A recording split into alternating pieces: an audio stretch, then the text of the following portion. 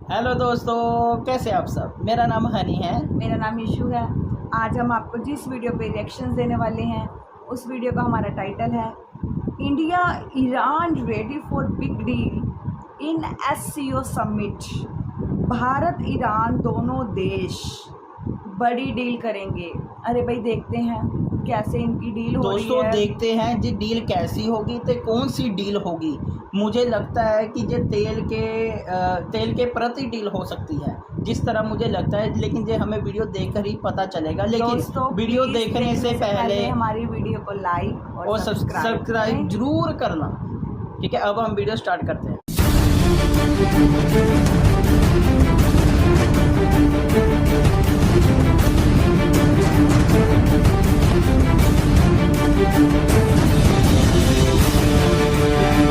नमस्कार, सलाम, प्रणाम और शाम के इंडी प्लस न्यूज देख रहे सभी दर्शकों को प्यार भरी सत श्री अकाल। तो दोस्तों, मार्केट की इस वक्त की सबसे बड़ी खबर आ रही है एससीओ के समिट से।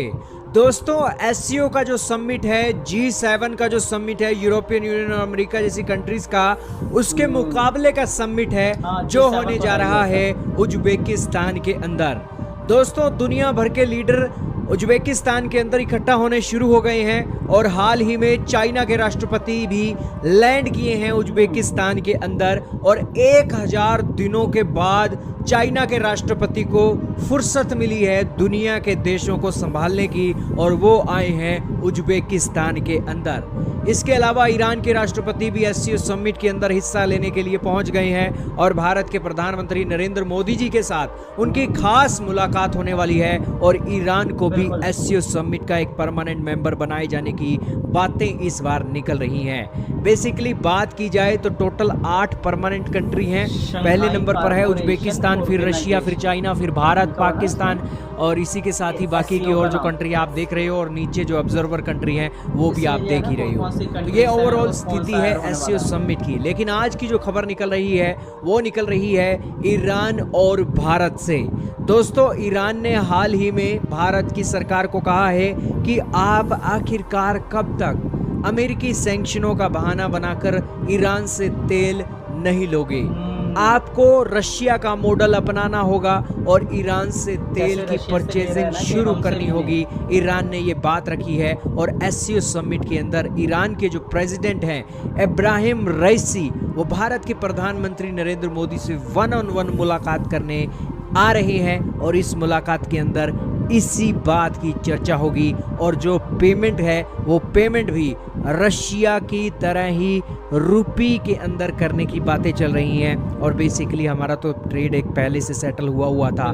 2019 में अमेरिका के राष्ट्रपति ने जो सैंक्शन लगाए थे उस कारण से रुक गया था और इस सिचुएशन में ईरान से एक बार फिर से उम्मीद जताई जा रही है। दोस्तों, ईरान से अगर हमें तेल आना शुरू हो जाता है तो हमें रशिया से, जो बहुत दूर पड़ता है भारत से, उससे तेल खरीदना एक कम पड़ेगा। और हमारे पड़ोस में ही ईरान से ही अगर हमें तेल मिल जाता है तो इसके जैसी कोई मुकाबला नहीं है। भारत के प्रधानमंत्री को ये डिसीजन लेना होगा कि हम क्या यहाँ पर रशिया का मॉडल आजमाएंगे या नहीं आजमाएंगे। हालांकि जहाँ तक बात है चाइना की, चाइना परवाह नहीं करता है अमेरिका के सैंक्शनों की। चाइना आज भी ईरान से तेल खरीद रहा है और भारत दूसरे नंबर पर सबसे बड़ा खरीदार हुआ करता था ईरान का, और बेसिकली अब बिल्कुल बंद कर गया है।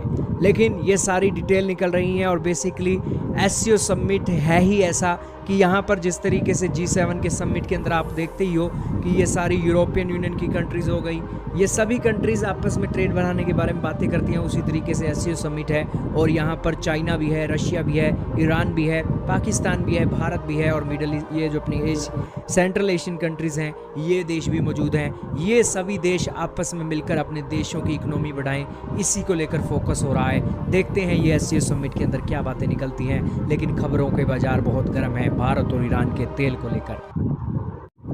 हेलो दोस्तों, जैसे कि आप सबने देखा कि मैंने जो कहा था शुरुआत में कि दोनों में डील हो सकती है तेल को लेकर, क्योंकि ईरान भी चाहता है कि जिस प्रकार भारत रशिया से तेल ले रहा है क्रूड ऑयल, वो हमसे भी ले, क्योंकि आपको तो मालूम ही होगा कि अमेरिका ने ईरान पर भी सैंक्शंस लगाए हुए हैं रशिया की तरह, तो भारत तो रशिया से भी ले रहा है। तो उसको ऐसे है कि अगर रशिया से ले सकता है तो हमसे क्यों नहीं ले सकता। तो एससीओ समिट होने जा रही है, तो वहाँ पे मोदी जी और ईरान के जो मुखिया हैं वो आपस में मिल सकते हैं और इस बारे में चर्चा हो सकती है कि हमसे तेल खरीदें। अगर भारत ऐसा कर लेता है तो मुझे पक्की उम्मीद है कि क्रूड ऑयल के जो तेल और पेट्रोल डीज़ल के दाम वो घटेंगे और अच्छा रहेगा हमारे लिए भी और आपके लिए भी। तो हमारी वीडियो को देखने के लिए धन्यवाद। और हमें और एक बात और आपने हमारा चैनल सब्सक्राइब ज़रूर किया होगा, जो हमें पूरी उम्मीद है। धन्यवाद।